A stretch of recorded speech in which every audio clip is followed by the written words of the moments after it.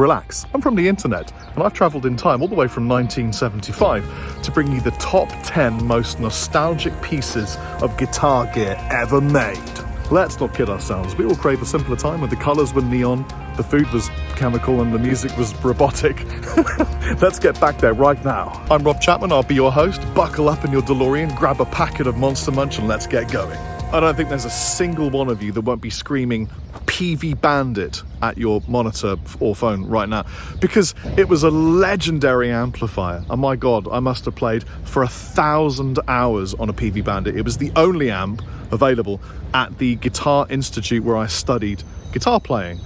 It had gain and clean, and it had an EQ. It was a 12-inch speaker. It was 50 watts or 100 watts, I think. And man, it was a staggering amplifier. Everybody needed one. Oh no, it's time for the BBE Sonic Maximizer 362. This box of wizardry and witchcraft terrorized the 80s. Nobody really knew what it did. We knew that it did something with phase and restored harmonics, and was that all bullshit, but we're not entirely sure? No, because when you got one and plugged it in either for live use or direct recording, everything sounded better, like a lot better. BBE Sonic Maximizer. I was once hired to go to Canada and record with a band that was working with Sony. When I landed, the first track I heard on the radio was Blue on Black by Kenny Wayne Shepherd, and he had this unbelievable lead guitar tone. I remember saying to my singer, "What the hell is this?" And he said, "Oh, it's an octave fuzz. You should go check one out. They've got one at Long and McQuaid." So I ran to Long and McQuaid after nourishing myself with some poutine for the first time. I'll never forget that. And discovered it was something called a Captain Coconut by Fox Rocks. It's one of the first times I'd ever seen effects combined in one pedal. It was a Univibe, it was an Octavia, and it was a fuzz face. It was the trio, the holy trinity of Hendrix tones. And Kenny Wayne Shepherd and that pedal did something to my soul. Back in 1998, when I was 23 years old, a super cool guitar was being pushed on the market. It was called the Framus Diablo. This thing was natural wood finish, which at the time was kind of unusual. The only person that I knew who was using a guitar with natural wood was Nuno Betancourt, and the Framus Diablo harked from that kind of vibe. It had Seymour Duncan pickups and a really cool, I think it was like a 2-bolt neck join. I desperately wanted a Framus Diablo. It was that kind of underdog, workhorse looking vibe. Man, and they were kind of affordable too. I love this one. This was basically the Helix of the 90s. When I went to study guitar in London, at the age of like 18, this is what I brought with me. It was a DigiTech RP1. It was one of the first floor preamps, really. Entirely digital. It had a really basic kind of cabinet emulation, but no one really knew that you were supposed to turn it off if you plugged it into an amplifier. Anyway, it sounded kind of mediocre at best, but the functionality was really fun, and at the time it was completely unique. And you can still get them now for like $100. DigiTech RP1. This guitar is something that I desperately wanted when I was younger. I kind of still do really want one. And when you see it, you're going to be like, Rob, I'm not really sure why, if you're from the younger generations.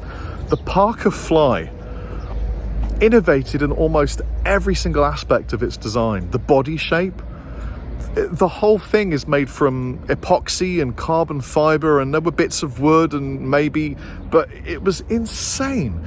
It was as light as a feather. You could hold it with 2 fingers, literally. I have done. The frets were stainless steel. I think it was the first guitar to ever use stainless steel frets, and they were just glued on. They weren't even hammered in with a tang. The tremolo was completely unique. It had piezo pickups. It had a random round part I'm remembering this, at the back of the body that you could adjust the tremolo tension or something like that. Man, if you ended up with a Parker Fly, you were a lucky person. And they were made in America, and they were great. I know that every single one of you has either seen or touched one of these in your time as a guitar player. I don't have one, but my brother does. So for the first time in YouTube history, at least on my channel, here is my brother Jeff Chapman. Hi, I'm Jeff, Rob's brother, and this is my Yamaha Pacifica. I bought it about 29 years ago when I was at uni. Just wanted an inexpensive guitar that could get bashed about, take a bit of abuse. It's a little bit worn now, could do with some fretwork, needs a new nut. The electronics are a bit knackered. They work intermittently, but not great. It's just a workhorse I've used for a long time. The neck's lovely. Never really made much use of all the pickups. Always just been using humbucker on the bridge pickup. Tone's always at full. Volume's just always on or off, really. Full attack from the back. That's it. Great guitar. Lovely to play. All right, thanks very much. Rob, you're going to have to edit this one because I'm not doing that. You're just going to get it raw. All right, cheers. The ProCo Rat was one of the first distortion pedals that was recommended to me, actually by my first ever band manager, Steve Lee. Had an LM308 chip in it. It was a distortion pedal, but it could also be a boost, and it kind of sounded a little bit fuzzy. And I think it was made famous by a whole bunch of people, but for me, it was Nuno Betancourt that I knew was using the Rat alongside a Marshall to get his crazy chewy tones. Did you own a ProCo Rat? It's 1995 and Rocktron just dropped the Voodoo valve.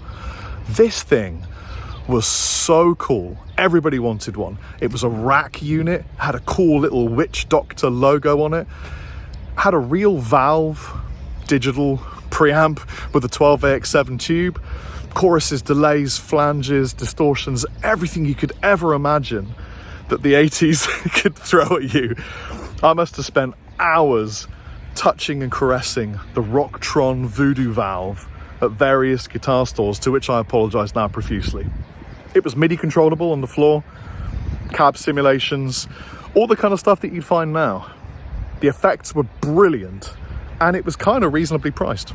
And the final piece of crazy nostalgic gear, all the way from '89, is the Zoom 9002. This was a groundbreaking digital preamp about the size of an early mobile phone, so it would fit about that size. You were supposed to put it on your guitar strap, and it sounded okay, and it had delays and choruses and reverbs and distortions. It could boost, it had a tuner, it had beats or a metronome or something. It was groundbreaking and small, and I have no idea kind of what happened to Zoom past then. For some reason it sort of fell off the radar, but Zoom really were completely innovative. I certainly hope you've enjoyed this nostalgic rundown through some of the gear from the 80s and 90s. Did I miss something out? If I did, let me know in the comment section below. Like and subscribe, take it easy. Chappers out.